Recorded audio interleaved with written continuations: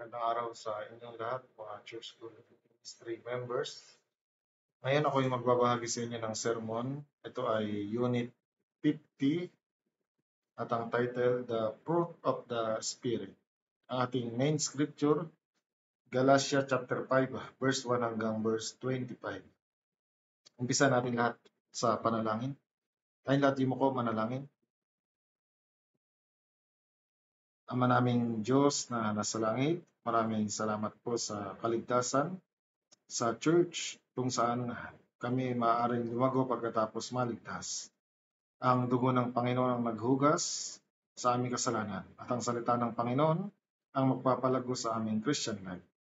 Kaya naman ngayon, mag-aaral kami ng inyong mga salita, pakiusap, turuan ninyo kami, buksan niyo ang aming puso at lumakad kami ayon sa inyong kalooban.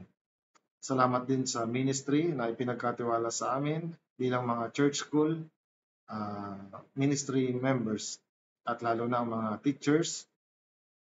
Bigyan niyo sila ng malawak na karunungan at nawa magabayan ang mga bata sa bawat iglesia. Ngayon po, samahan ninyo ang tagapangaral na maibahagi ng madali ang mensahe ng Diyos. Mula umpisa hanggang matapos, samahan at tulungan kami ng Espiritu Santo. Ito po ang aming dalangin sa pangalan ni Jesus. Amen. Okay, Unit 50, The Fruit of the Spirit. Ang main scripture, Galatia chapter 5. Pero ang ating babasahin ay verse 22 at verse 23. Sabi dito, subalit ang bunga ng Espiritu ay pag-ibig, kagalakan, kapayapaan, pagtitiyaga, kagandahang loob, kabutihan, katapatan, kaamuan, at pagpipigil sa sarili.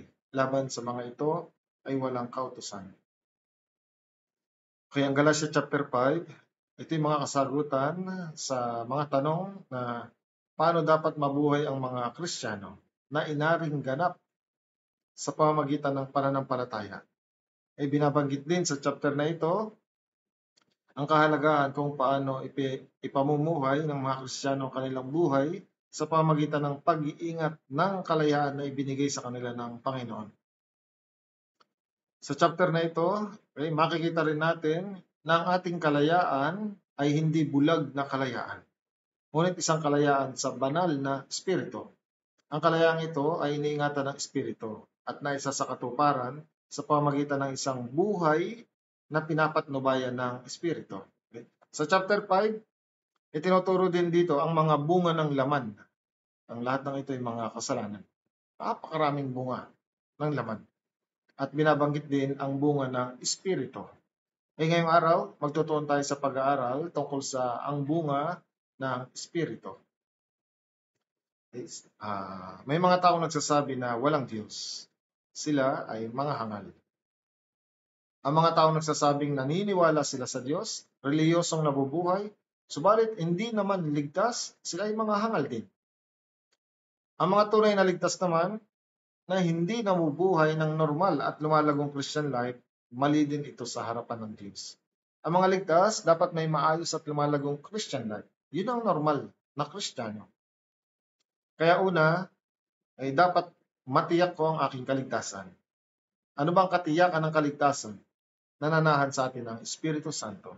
Kaya tanging mga taong ligtas lamang ang binigyan ng Diyos ng Espiritu Santo. Sa Efeso chapter 1, verse 13, sa Kanya kayo rin naman na nakarinig ng salita ng katotohanan ang ebanghelyo ng inyong kaligtasan. At kayo na sumampalataya sa Kanya ay tinatakan ng ipinangakong Espiritu Santo.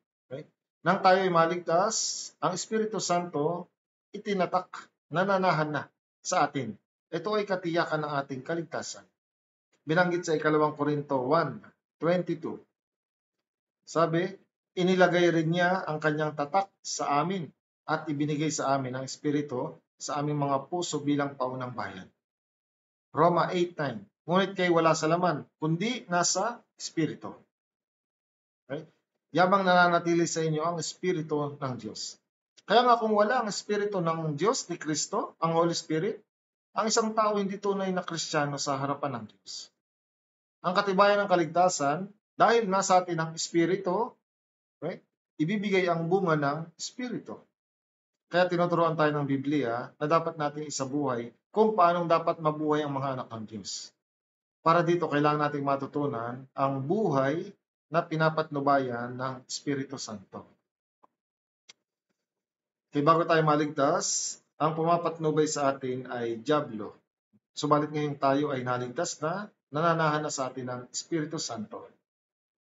Okay? Kahit ang Espiritu Santo na ang pumapatnubay sa atin, hanggang sa tayong lahat ay humarap sa Diyos.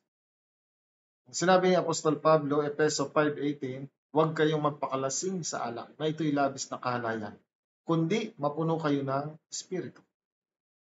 Sa mundong ito, maraming taong nababaliw sa mga kasiyahan. Okay? Ito'y simbolo ng alak. Mga tao, baliw na baliw sa kasiyahan. Pera, babae o lalaki, kapangyarihan, kasikatan, lahat ng uri ng makamundong bagay na ito nakapagpapaligaya sa mga makasalanan. Subalit para sa atin na mga naligtas, inihiwalay na tayo, right, sa mga bagay na ito. At kailangan nating mabuhay ayon sa salita ng Diyos. Paano natin magagawa ito? Kailangan nating mapuno ng Espiritu. Kaya nga kung nais mong magabayan ng Espiritu, kailangan mong mapuno ng Espiritu. Kaya kung gusto mo magkaroon ng normal at maayos na Christian life, sinasabi ng Biblia, kailangan kong mapuno. Kailangan kong mapuspos na Espiritu. Kailangan kong mapuno ng salita ng Diyos. Ito po ang mahalaga. Okay? At ito ay sa buhay. Ganito yung mapuno at mapuspos ng Espiritu Santo. Kaya ngayong araw, nais kong pag-aralan natin yung resulta kapag tayo ay napuno ng Espiritu. Yan ang bunga ng Espiritu. Mayroong siyam na resulta. Mayroong siyam na katangian ng bunga ng Espiritu. Kahit ito ay siyam, ito ay isang bunga lang ng Espiritu sa ating buhay. Kaya kung magbunga ang Espiritu sa aking buhay, yung siyam na pag-uugali na ito makikita sa bawat Kristiyano.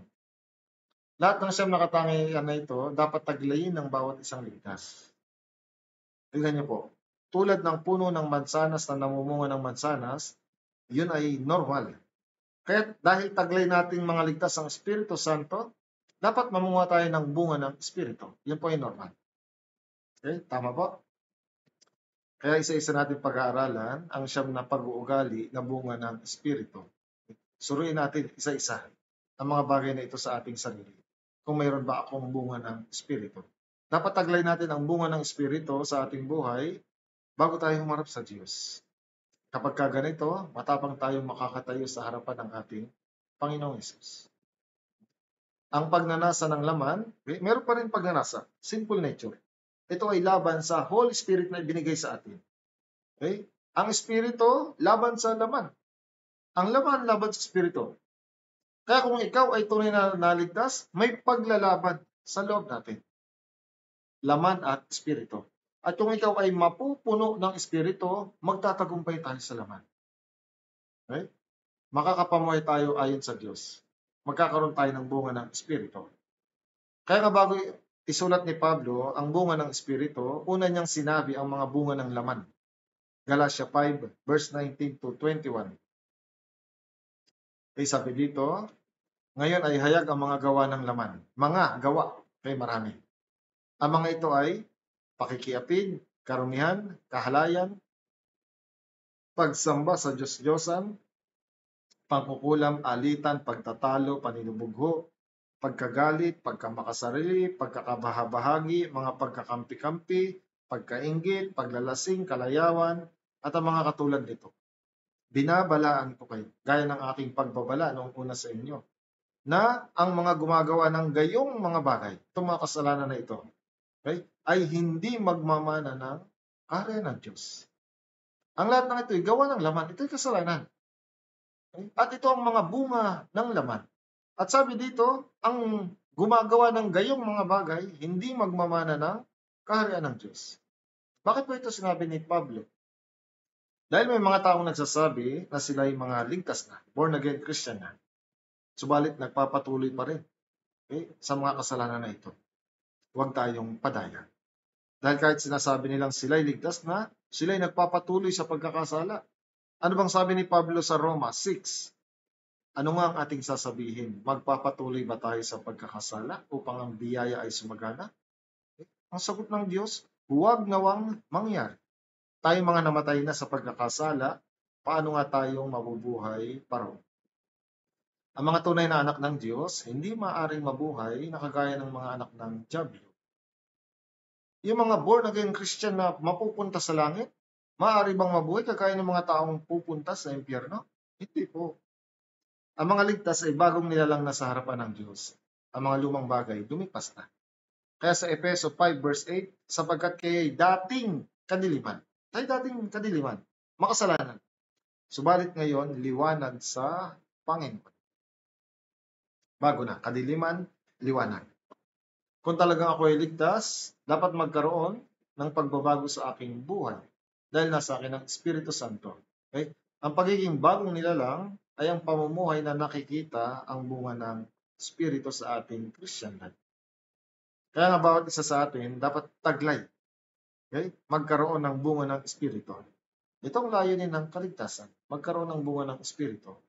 Kung ako'y napupuno ng Espiritu, pinapatnubayan ng Espiritu, ano yung natural? Magbubunga ng bunga ng Espiritu. Okay? Ang siyang nakatangian na bunga ng Espiritu, magbubunga sa aking buhay. Ano ba ang bunga ng Espiritu? Okay, ulitin ko po yung verse 22, 23, Galatia chapter 5. Subalit ang bunga ng Espiritu ay pag-ibig, kagalakan, kapayapaan, pagtitiyaga, kagandahang loob, kabutihan, katapatan, kaamuan, pagpipigil sa sarili. Laban sa mga ito ay walang kautusan. Pinakaunang bunga ng Espiritu, sabi, pag-ibig. Love. Okay? Alam natin, ang Diyos ay pag-ibig. Tama po? Unang Juan 4:16. At ating nalaman at sinampalatayanan ng pag-ibig ng Diyos para sa atin. Ang Diyos ay pag-ibig. At ang nananatili sa pag-ibig ay nananatili sa Diyos at ang Diyos ay nananatili sa Kanya. Okay? Ang Diyos ay pag-ibig. Kaya nga kung ikaw ay nananatili sa Diyos, ikaw ay nananatili sa pag-ibig. Ang unang bunga ng Espiritu, pag-ibig. Dahil nasa akin ang Espiritu, okay? Naglagay ang Espiritu ng pag-ibig sa akin. At ang pag-ibig na yun ay galing sa Diyos. Maraming iba't ibang uri ng pag-ibig sa sanlibutan. Pag-ibig ng magkaibang kasarian, ito ay eros, love.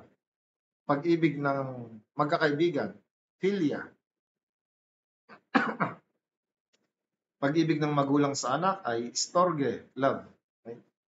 Pero ito po ang kakaiba sa lahat. Pag-ibig ng Diyos sa mga makasalanan, agape love. Agape love. Okay?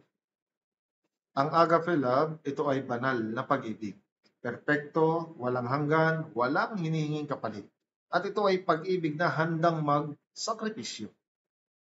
Ito ang pag-ibig ng Diyos. Kaya nga si Jesus ay dumating, isinakripisyo ng Diyos. Namatay, isinakripisyo ang kanyang buhay para tayo ay maligtas. Yan ang agape love. Kaya sa unang Juan chapter 4 verse 9, dito nahayag ang pag-ibig ng Diyos sa atin. Sapagkat sinugo ng Diyos ang kanyang bugtong na anak sa sanlibutan upang tayo mabuhay sa pamamagitan niya. Okay? Paano nahayag ang pag-ibig ng Diyos? Isinugo niya ang kanyang bugtong na anak. Iniligtas tayo ng Diyos.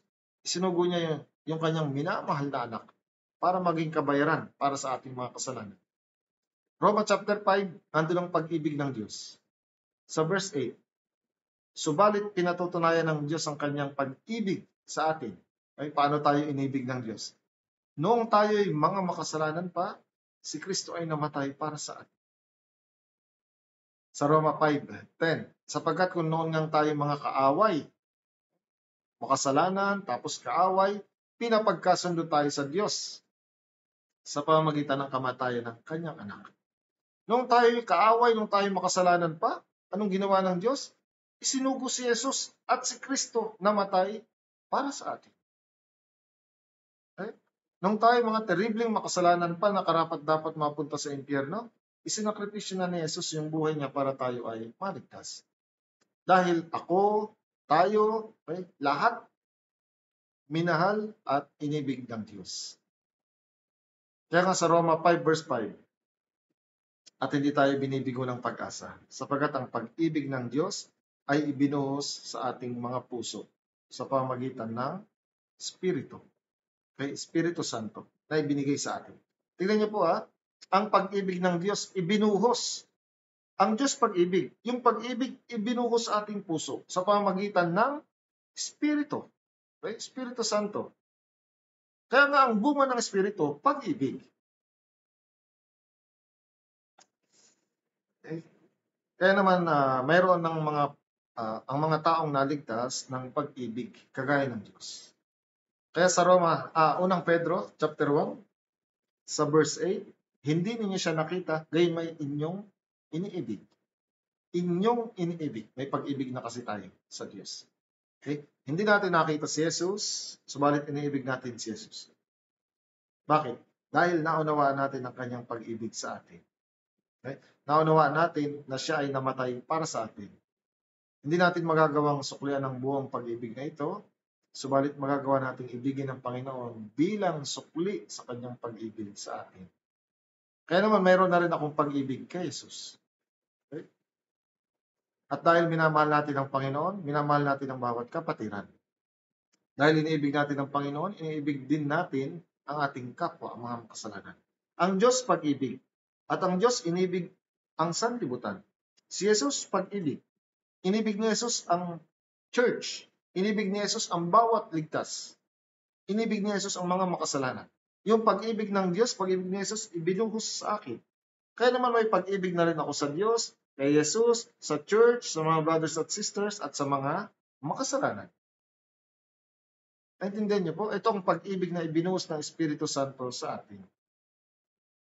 Okay? Sa John 13:34-35, isang bagong utos ang sa inyo ibinibigay ko na kayo'y magmahalan sa isa't isa. Kung paanong minahal ko kayo, magmahalan din kayo sa isa't isa. Okay? Isang bagong utos. Ano yung bagong utos? Kayo'y magmahalan sa isa't isa. Bakit? Sa pamamagitan nito, makikilala ng lahat ng mga tao na kayo'y aking mga alagad kung kayo'y may pag-ibig sa isa't isa. Ito po yung bagong utos, magmahalan sa isa't isa. Anong lumang utos? 10 utos. Kung hahatiin natin sa 10 utos, okay? Ibigin mo ang Panginoon mong Diyos ng buong puso mo, ng buong kaluluwa mo, ng buong pag-iisip mo, at ng buong lakas mo. Ibigin mo ang Diyos. Okay? Ano yung ikalawa? Ibigin mo ang iyong kapwa na gaya ng iyong sarili. Ibigin ang Diyos, ibigin ang kapwa. Okay? Ano naman yung bagong utos? Sabi ni Jesus, nagawa ko na yung lumang utos. Ibinigay ko ng aking buhay dahil iniibig kita. Right? Inibig ni Jesus ang Diyos. Inibig ni Jesus ang kapwa. Hindi natin magagawang suklian ng pag-ibig na ito. Ngayon ni Jesus na namatay. Okay? Ibinayad ang kanyang buhay upang tayo ay iligtas. Ibinigay ng Diyos ang kanyang bugtong na anak upang tayo maligtas. Isa lang ang dahilan, inibig tayo ng Diyos. Okay? Sa pamamagitan ng buhay ng Panginoong Jesus, natutunan natin ibigin ang Diyos. At sa pamamagitan ng pag-ibig na ito, may kakayahan na tayong umibig sa ating mga kapatid. Itong bagong utos. Tama po? Magmahalan din kayo sa isa't isa. Ang katibayan na tayo mga alagad ni Kristo, na tayo mga anak ng Diyos, kung iniibig natin ang isa't isa. Kaya nga kung hindi mo iniibig ang iba, walang katibayan na ikaw ay ligtas, na ikaw ay anak ng Diyos. Unang Juan, chapter 3, verse 14. Nalalaman natin tayo dumaan na mula sa kamatayan patungo sa buhay, sapagkat iniibig natin ang isa't isa. Tingnan niyo po nalalaman natin tayo dumaan na mula sa kamatayan patungo sa buhay. Kamatayan patungo sa buhay. Ibig sabihin, alam natin tayo naligtas na. Anong katibayan? Sapagkat iniibig natin ang isa't isa. Okay? Naunawa natin ang pag-ibig ng Diyos. Kaya't ngayon, mayroon na tayong pag-ibig ng Diyos sa ating puso. Gamit ang pag-ibig na ito, minamahal natin ang isa't isa. Kung ikaw ay ligtas, iniibig mo ang iyong mga kapatid. Katibayan ito, dumaan ka na sa kamatayan patungo sa buhay.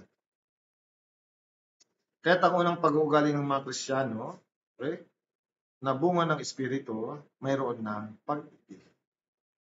Okay? Ito ang una, pag-ibig. At yung natitirang 8, nakakapit, pundasyon, ito ang pag-ibig. Unang Korinto chapter 13, ito ay chapter ng love, ng pag-ibig. At binanggit doon, ang pinakadakila sa lahat ng kaloob, pag-ibig. Okay? Ano ba ang pag-ibig? Tingnan niyo po, matiisin, magandang loob, ang pag-ibig, hindi painggitin. Okay? O mapagmalaki o hambog. Hindi magaspang ang kilos. Hindi nito ipinipilit ang sariling kagustuhan. Hindi mayayamutin, hindi nagtatala ng mga pagkakamali. Hindi ito natutuwa sa masamang gawa, kundi natutuwa sa katotohanan. Pinapasan nito ang lahat ng bagay, pinaniniwalaan ang lahat ng bagay, inaasahan ang lahat ng bagay, tinitiis ang lahat ng bagay. Ang pag-ibig ay walang katapusan. Okay? Ito po ang pagpapaliwanag ng pag-ibig. At ang pag-ibig, ano ito?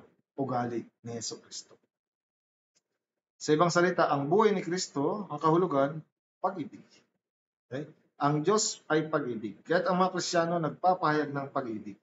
Isa itong katangian ng bunga ng Espiritu. Naintindihan po? Okay? Kaya kung ikaw ay ligtas, ang bunga ng Espiritu, isang katangian, meron kang pag-ibig mula sa Diyos.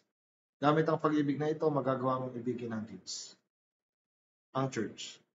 Okay? At ang mga ligaw na kaluluwa. Kasunod na katangian ng bunga ng Espiritu ay kagalakan, joy. Isipin niyo po, naunawaan kong nahabag sa akin ng Diyos. Okay? Naunawaan kong iniligtas ako ng Diyos. Naunawaan kong naging anak ako ng Diyos. At mula sa pananampalataya dito, dumating sa atin ang kagalakan. Kaya nga sa puso ng mga Kristiyano, may ganitong kagalakan. At ang kagalakan, nagmula sa kaligtasan. Okay? Unang Pedro chapter 1 verse 8. Hindi ninyo siya nakita gayon may inyong iniibig. Bagamat ngayon ay hindi ninyo siya nakikita gayon may inyong sinasampalatayanan. Okay? At kayo'y nagagalak na may galak na hindi maipaliwanag at puspos ng kaluwalhatian. Sipin niyo po ang hindi maipaliwanag na kagalakan ay nagmula sa pagsampalataya sa pag-ibig ng Diyos. Ang kagalakan ba nagmumula sa mga kayamanan ng sanlibutan? Kung mayroon ka ng lahat ng bagay sa lupa, ibig sabihin ba may kagalakan ka na? Hindi. Dahil hindi po lahat ng bagay sa sanlibutan makakapagpagalak sa atin. Pansamantala lamang lahat. Subalit ang hindi maipaliwanag na kagalakan, maluwalhating kagalakan, taglay ng mga ligtas. Gaano yung kamangha-mangha na may kagalakan tayo? Isipin niyo po, kung ako'y hindi ligtas, kung ikaw ay hindi ligtas, nasaan ka kaya ngayon? Maaaring namumuhay sa kasalanan, kasama ng mga taong patungo sa impyerno. Yan ang ating buhay. Kung hindi ako ligtas, kahabag-habag, kaawa-awa ako. Kung gano'n, may kagalakan ba yan? Wala po. Kakaunti ang mga tunay na ligtas ayon sa Biblia. At sa biyaya ng Diyos, ako'y nakabilang sa kakaunting. Isang katotohanan na nakatanggap tayo ng kaligtasan, mayroong hindi maipaliwanag na kagalakan. Naintindihan po? Lucas 10:20, gayunman, huwag ninyong ikagalak ito na ang mga espiritu ay nagpapasakop sa inyo, kundi inyong ikagalak na ang inyong mga pangalan ay nakasulat sa langit. Isinugo ni Jesus, dala-dalawa yung mga alagad, nangaral sila ng gospel, nagpapalayas ng mga demonyo. Ngayon, pagbalik nila, nag-report sila, tuwang-tuwa sila. Bakit? Ang mga espiritu nagpapasakop sa kanila. Anong sagot sa kanila ni Jesus? Huwag ninyong ikagalak ito, kundi inyong ikagalak na ang inyong pangalan nakasulat sa langit. Ang kagalakan natin, tayo ay naligtas na. Tama po? Walang higit na kagalakan kaysa rito. Halimbawa po si Apostol Pablo. Si Pablo at Silas nangaral sa Pilipos. Anong nangyari? Kinaladkad sila, hinagupit ng maraming ulit, itinapon sa bilangguan. Anong ginawa nila Pablo at Silas sa bilangguan? Sila ba ay umiyak, tumangis, nagreklamo? Sila'y umawit ng himno, pinuri nila ang Diyos. Pinuri at pinasalamatan nila ang Diyos.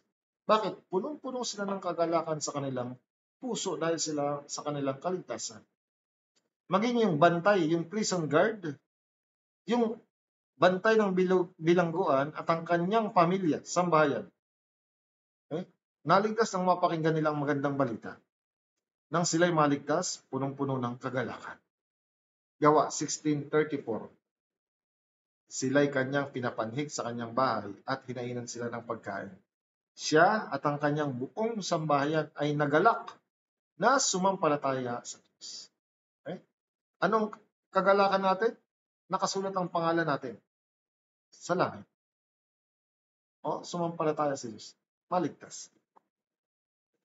Sila'y naligtas at sa pamagitan ng pananampalataya, yung kagalakan nila may makakaagaw ba?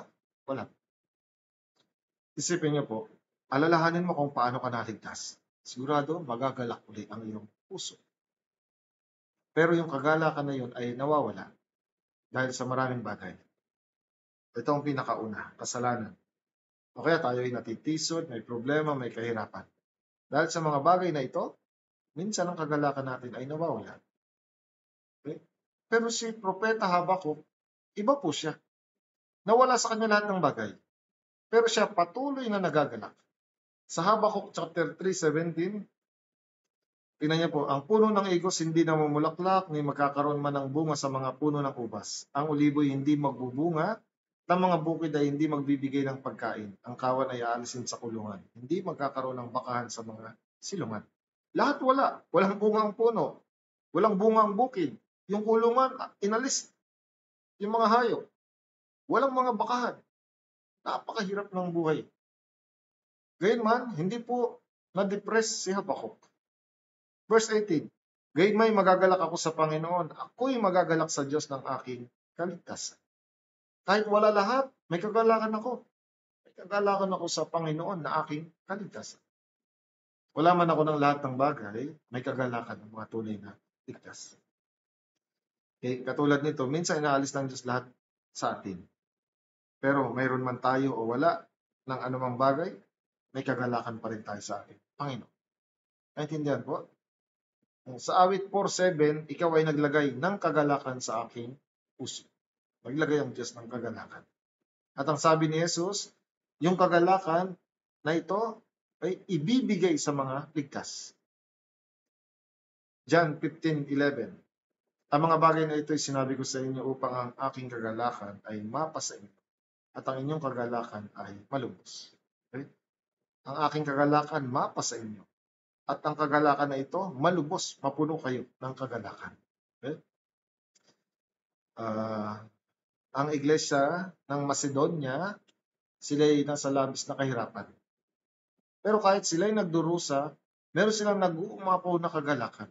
Kaya naman, handa silang tumulong sa ibang iglesia, lalo sa iglesia ng Jerusalem. Binanggit ni Apostol Pablo, ikalawang Korinto 8:1 at 2, ngayon, nais naming malaman ninyo, mga kapatid, ang biyaya ng Diyos na ipinagkaloob sa mga iglesia ng Macedonia, kung paanong sa matinding pagsubok ng kapighatian, ang kasaganaan ng kanilang kagalakan at ang kanilang labis na kahirapan ay sumagana sa kayamanan ng kanilang kagandaang loob. Ang kasaganaan ng kanilang kagalakan, maligaya ang iglesia ng Macedonia. Kahit nasa kahirapan, may kagalakan tumulong sa iglesia sa Jerusalem. Kahit nasa hirapan, nabubuhay pa din na may kagalakan sila para sa Panginoon. Lahat ng ito resulta ng pagtanggap nila ng malaking pag-ibig ng Diyos. Dahil sila ay naligtas. Kaya nga katulad nito, dahil sa ating kaligtasan mula sa pag-ibig ng Diyos, tayo din ay mayroong malaking kagalakan. Ito ay isang bunga ng Espiritu. May kagalakan. Naintindihan po? Ang bunga ng Espiritu, isa lang. Okay? At ang katangian, pag-ibig at kagalakan. Kasunod, ang katangian ng bunga ng Espiritu ay kapayapaan. Peace. Ang Panginoon naglagay ng kapayapaan sa pagitan ng Diyos at nating mga makasalanan. Tayo po yung mga kaaway ng Diyos. Tayo mga makasalanan. Subalit, pinapagkasundo tayo. May kapayapaan na. Okay? John 20:21, muli nang nabuhay si Jesus, nagpakita sa mga alagad. Nang masabi niya ito sa kanya, ay kanyang ipinakita sa kanila ang kanyang mga kamay at tagiliran, kaya't ang mga alagad ay nagalak nang makita nila ang Panginoon. Okay? Muling sinabi sa kanila ni Jesus, kapayapaan ang sumainyo. Okay, kung paanong sinugo ako ng Ama, sinusugo ko rin naman kayo. Kapayapaan. Magkaroon kayo ng kapayapaan. Ipinakita niya yung kamay niya na nabutas ng pako. Tingnan niyo yung kamay ko. Okay? Ipinako na ako sa krus. Dumanak na ang aking dugo. Tingnan niyo yung tagiliran ko. Tinusok na ako ng sibat. Okay? Nabayaran ko na lahat ng inyong mga kasalanan. Sumampalataya lang kayo, magkakaroon kayo ng kapayapaan. Kaya ang mga taong sumampalataya, may kapayapaan. Yan ang bunga ng Espiritu. Ibinigay ni Jesus ang kanyang sarili hanggang kamatayan upang magkaroon ng kapayapaan tayo sa Diyos. Ibinigay ng Diyos ang kanyang tanging anak na pagtubos upang tayo ay maligtas.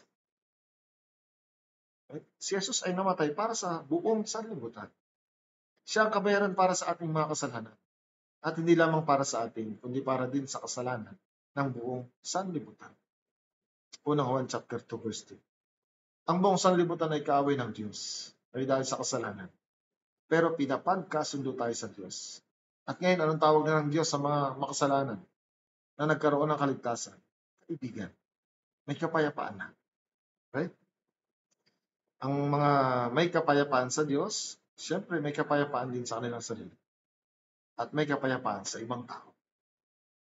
Tingnan niyo po yung cross. Vertical, pababa, horizontal. Okay? Yung pababa na linya, kapayapaan sa Diyos at mga makasalanan.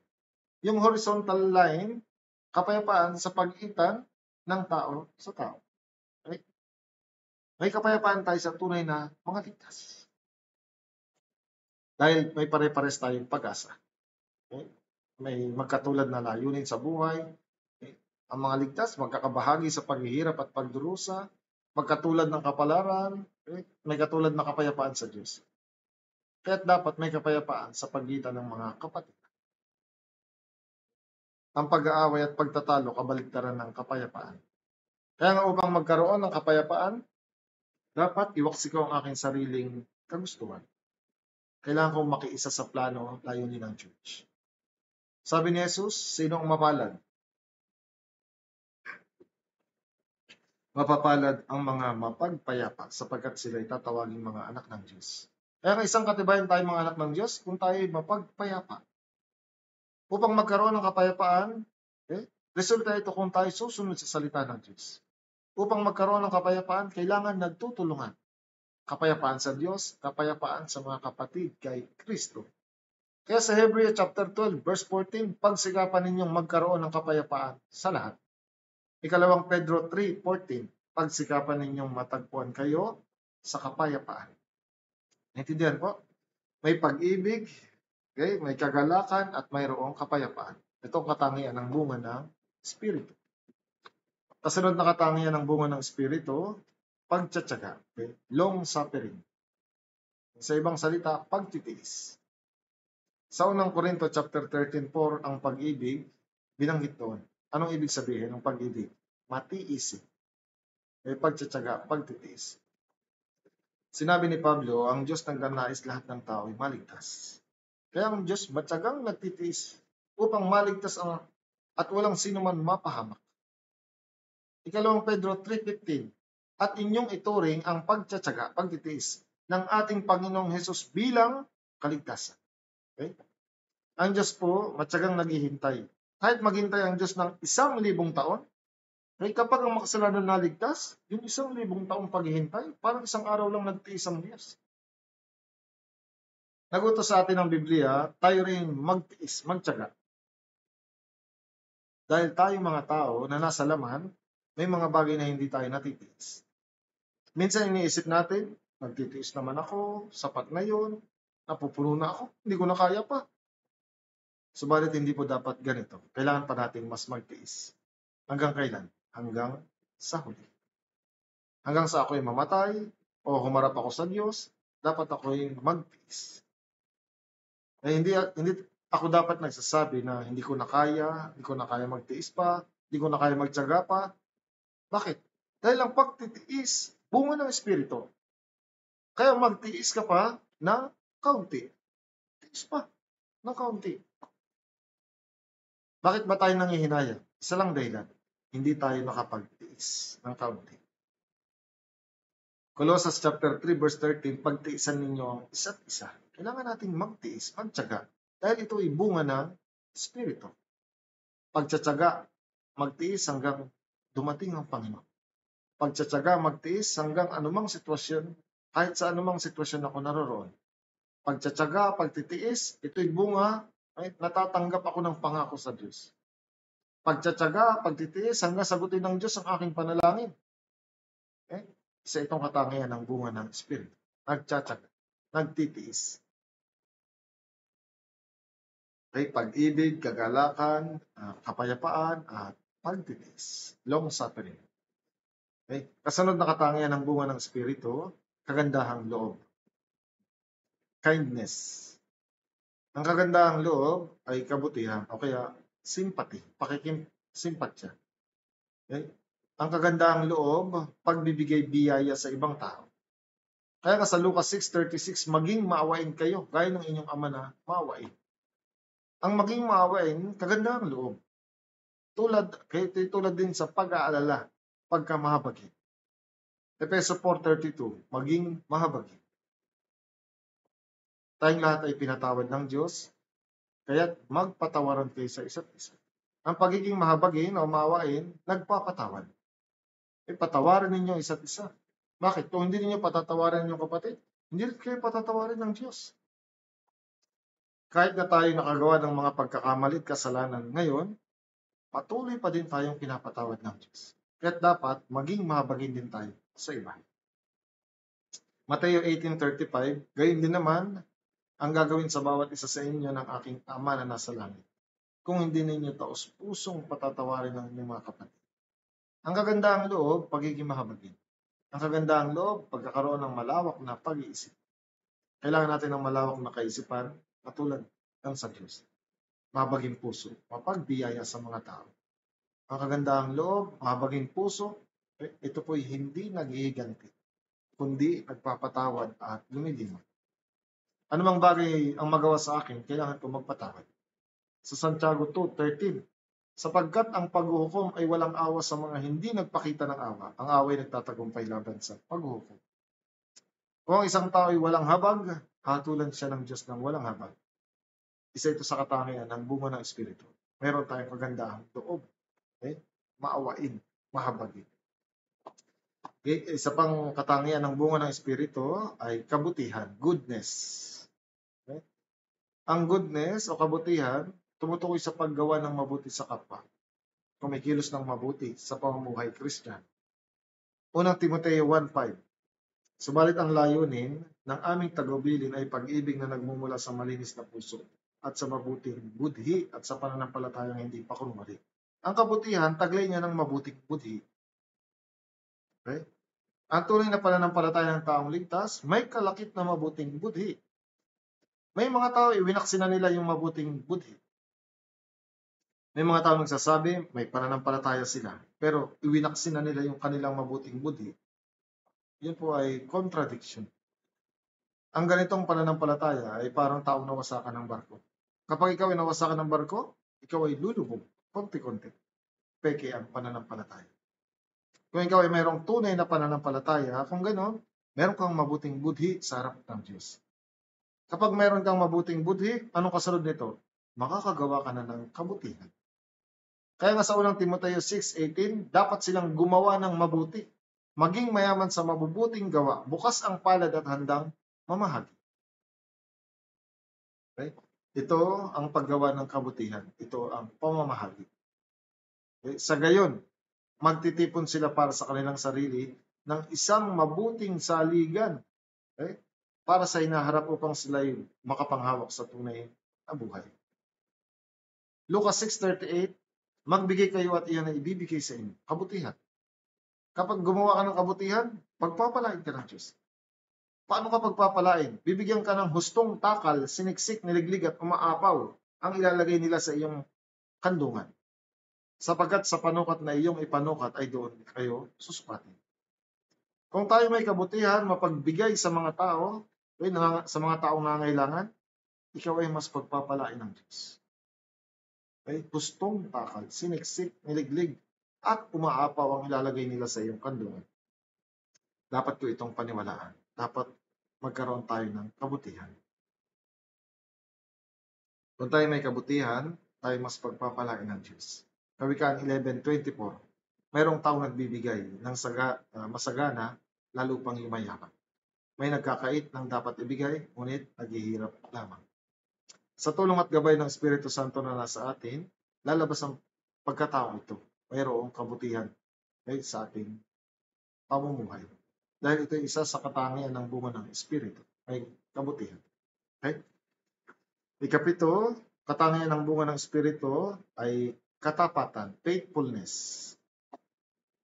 Okay? Ang katapatan, pagkakaroon ng pananampalataya, ito ay pagiging tapat. Galatia 5:6, kundi pananampalataya na gumagawa sa pamamagitan ng pag-ibig. Tayo mayroong pananampalataya ng kaligtasan. Pero hindi lang yun. Okay? Meron tayong pananampalataya na gumagawa sa pamamagitan ng pag-ibig.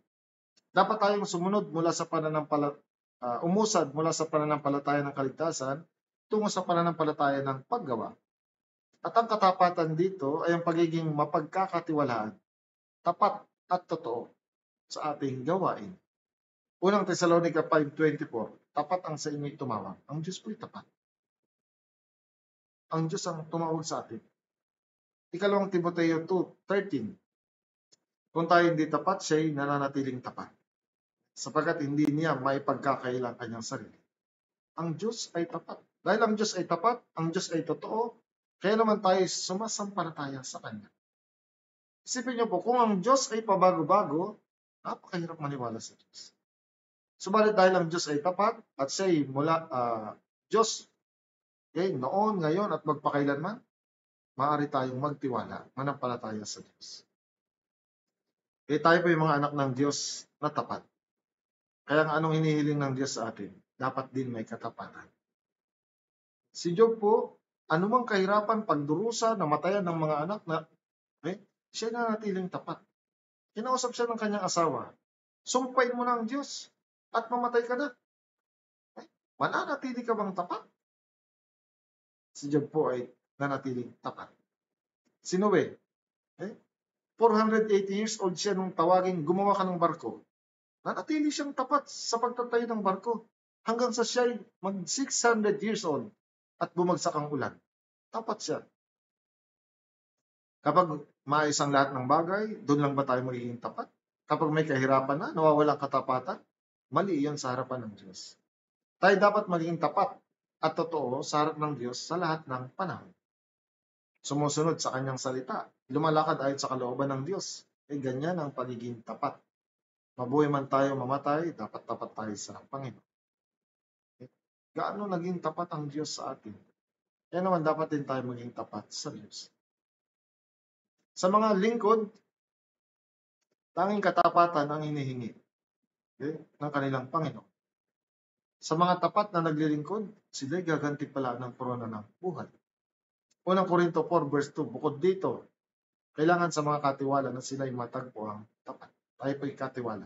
Steward. At ang gusto ng Diyos, faithfulness, katapatan.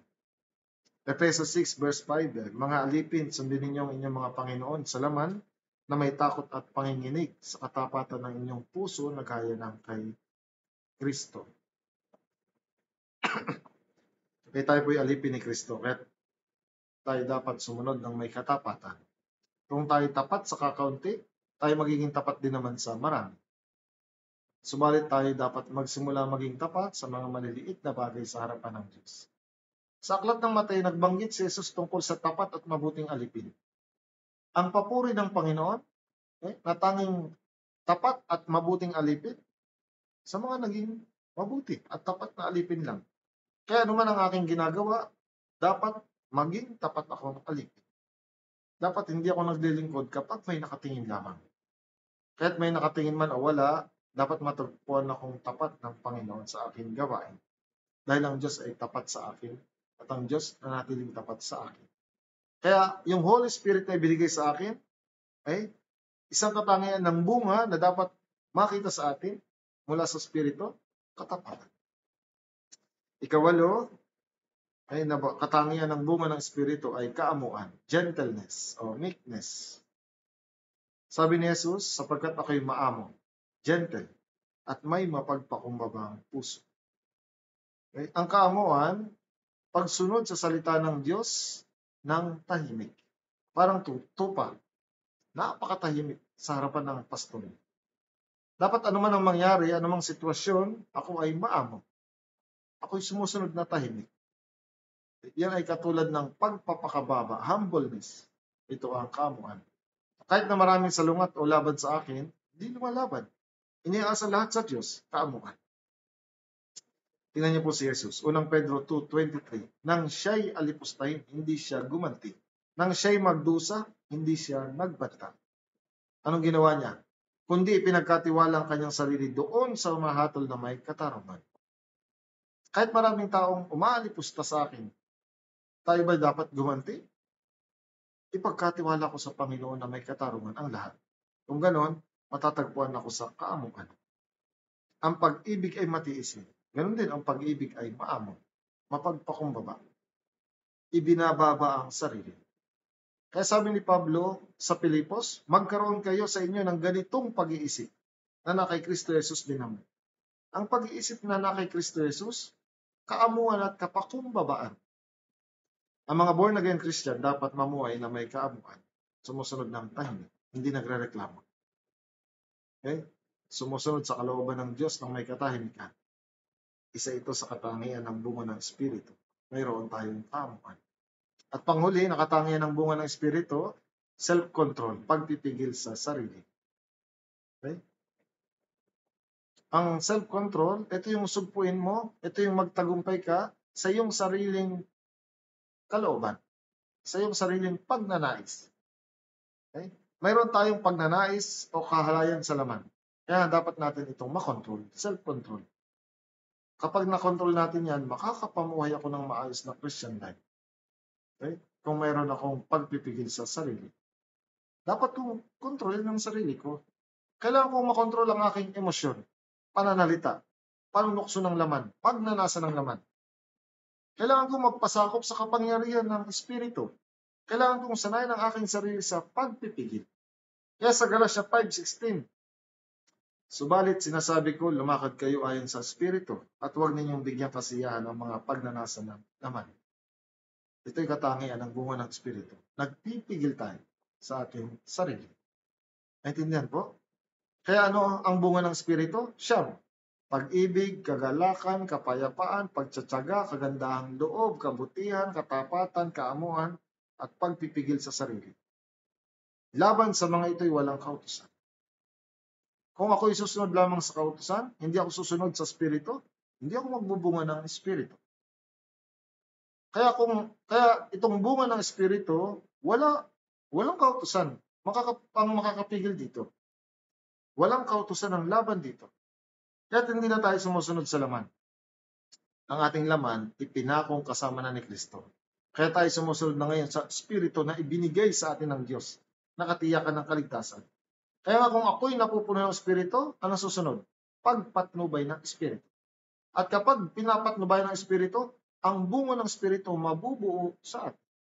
Ang bunga ng Espiritu, itong siyam na ito. Mula pag-ibig hanggang pagpipigil sa sarili. Kaya mga Kristiyanong may maayos at malagong Christian life, taglay nila ito sa kanilang pamumuhay. Kapag tayo ay nagbunga ng Espiritu sa ating buhay, magagawa nating luwalhatiin ng Diyos sa ating Christian life. Kung tayo ligtas na, ngunit hindi namumunga, ang Diyos hindi nalulugod. Kahit sa pamamagitan ng Espiritu, ng pamumuno ng Espiritu sa ating buhay, sa gabay at patnubay ng Espiritu, bibigyan tayo ng Diyos ng bunga ng Espiritu. Naintindihan po? Kaya nga, ang mga tunay na ligtas, mga tunay na anak ng Diyos, mga tunay na born again Christian, tumanggap ng Espiritu Santo, katiyakan ng kaligtasan. At sa pamamagitan ng gawa at pagpatnubay ng Espiritu Santo, magbubunga tayo ng bunga ng Espiritu. Naintindihan po? Okay, sana po nakatulong sa inyo ang sermon. Maraming salamat. Ngayon po, tayo lahat yumuko manalangin. Ama naming Diyos na nasa langit, salamat po sa salita ng Diyos. Dalangin ko na makatulong ang sermon na ito, lalo na sa aming lahat at sa mga church school teacher, at nawa ay magawa rin nila may turo sa mga church school student. Sa inyo lamang kami nagtitiwala. At nawa maging mapagpala ang aming ministeryo na ibinigay ninyo sa amin. Maraming salamat po. Iniasa namin ang lahat sa inyo palagi. Ito po ang aming dalangin sa pangalan ni Jesus.